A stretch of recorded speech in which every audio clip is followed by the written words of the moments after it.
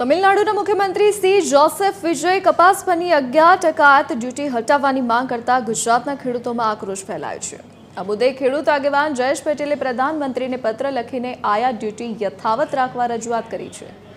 પત્રમાં જણાવાયું છે કે જો કપાસની આયાત વેરા મુક્ત કરાશે તો વિદેશી કપાસ સસ્તો થશે, જેનાથી વિશ્વમાં કપાસ ઉત્પાદનમાં પ્રથમ ક્રમે રહેલા ભારતના ખેડૂતોને ભારે આર્થિક નુકસાન થશે।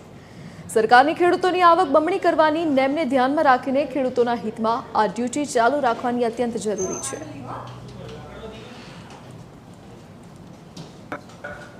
સક્ષમ ભાવો ન મળવાને કારણે ગુજરાતના ખેડૂતો કપાસની ખરીદ તરફથી વિમુખ થઈ રહ્યા છે અને એવા સમયે જે રીતે 11% ડ્યુટી નાબૂદ કરવાની વાત હાલના જ તામિલનાડુના સીએમ બન્યા છે એમણે પણ ખેડૂતો વિરોધી જે વાત કરી છે કપાસમાં કે 11% ઇમ્પોર્ટ ડ્યુટી ઘટવી જોઈએ, એના માટે માનનીય પ્રધાનમંત્રીને પત્ર લખ્યો છે।